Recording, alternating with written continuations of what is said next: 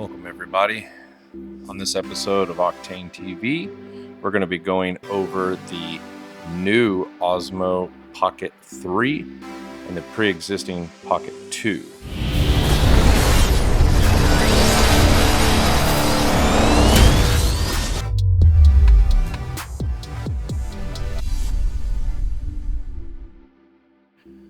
Some of the major differences I can tell you from using this. Now, I've only had this for a short amount of time.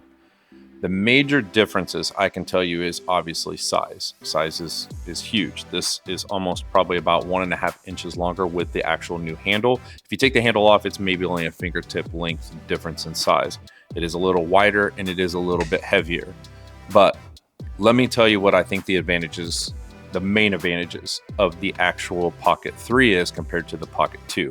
This is my opinion only, but I can tell you right now from the little bit of filming I have done with the Pocket 3, the 1-inch sensor is worth the money by itself.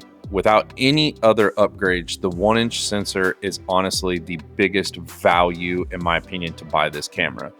I've wanted to buy something that could keep up with my ZV-1 and could come up with like a ZV-E10 or any of those kind of quality of standards you get with the Sony sensor in low light.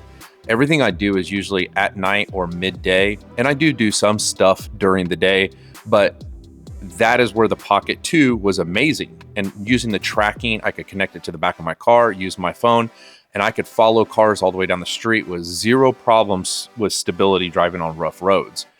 It worked awesome, and nobody could ever believe it came out of this tiny little camera right here. Where it struggled was at night or when it got dark or in low light. This camera, from what I've seen so far, is one of the best cameras for low light. Now, I'm going to put it up against some of the heavy hitters. Like my ZV-1 is the absolute best camera in low light. So if it can beat or come close to the ZV-1 in stabilization and low light, that is going to be a game changer for me and probably be a game changer for you, because the ZV-1 is my go-to camera for every single thing that I use. I use all different types of cameras for every different environment and different things that I film, but by far the ZV-1 is my favorite camera. Now, they did come out the ZV-1 Mark II. I have not got to use that yet, so that is something else that I would like to go over and kind of put in comparison with this as well. Right now, as of today, I'm going to make more videos, but as of today, I would say that this camera is going to be close. I will show you some videos of these side by side in low light, in the dark, outside at night, and you will see for yourself that the Pocket 2 can't even hold a candle to the Pocket 3. It's not even a fair race. Now, during the day, they'll probably be pretty close, but just off the 1-inch sensor, in my opinion, is worth the money. Being able to change this bottom handle right here that comes on the Pocket 3, that is going to be a huge game changer, because the Pocket 2, I would have to just sit down and put it down there, and I would have to actually charge it. So that was a really big nuisance for me when I'm at a middle of an event or I'm at a show and I can't use this because I've ran the battery out, and it didn't last very long because this thing's so small. So if I could buy another one of these and just pop one of these bad boys in there, I'm going to be good for probably a whole day. On top of that, it charges extremely fast. They're saying like anywhere from 30 to 60 minutes this thing will be charged. So that's a big game changer for me. The other main advantage to this camera is this LCD. The LCD is almost 3 times larger than the Pocket 2, and it's so easy to just flip. The biggest reason I had such a problem with the Pocket 2, now I figured it out, a lot of people probably haven't, but you can turn the Pocket 2 and do vertical and horizontal. You can do both. It's kind of hard to do the locking mechanism and get it to work right, but you can do it, but you don't know if it's doing it. That's the problem. Then when you get home, you don't know if it's vertical, if it's horizontal, you don't know that. So with this, you can flip the screen, and when you flip the screen from vertical to horizontal, it will change the orientation of the actual video. So when you do that, it will actually change the orientation, and I'll turn this off, but it will change the orientation of the video. Now that's a setting on here. I have it set for that. Otherwise it will turn it on and off. But if you turn this, it'll do horizontal. If you turn it the other way back like I have it, it will do vertical. So that is really one of the best qualities besides the 1-inch sensor for me, so I can do both. I want to be able to know with the ZV-1, I turn it this way, it does what it's supposed to do on vertical. When I turn it this way, it does what it's supposed to do on horizontal. It never gives me problems. The Pocket 2, I figured out you could do that, but sometimes it would work and sometimes it wouldn't. So my favorite 1-inch sensor, hands down. It will be the best, basically the best priority to me on this camera for why I buy it. Second would be this LCD. The LCD being large is a game changer, but being able to flip into the rotation of what you want, that is the second most important part to me. The third most important part to me is having this, I don't know if you want to call it handle, whatever you'd like to call it, replaceable battery is I guess what you would like to call it. This replaceable battery right here is going to be the biggest reason why a lot of people buy this camera as well. Because with this, you can't, with the Pocket 2, you can't replace the battery because it's a do-it-all handle. So you have to be able to do it the other way. Now, there are some other features with the Pocket 3 that most people are not going to talk about. I'm not going to get into it in deep dive of what all the biggest differences and blah, blah, blah, blah, blah. You can do 4K, 120. That's great. Don't get me wrong. A lot of people will use that and, you know, it's got 10-bit versus 8-bit. That's great. But these three things are what makes this camera for me as a camera. Being compared to the Pocket 2, it just kills this thing. I mean, literally, it's not even in, you know, I'd rate this a 6 or 7 out of 10. This would be a 9.5 out of 10. This is just an awesome camera, but it has one and only good purpose: stable footage during the day only, or in good light. This you can use in low light, at night, in the dark, and you can flip it vertical to horizontal, and you actually can use a battery.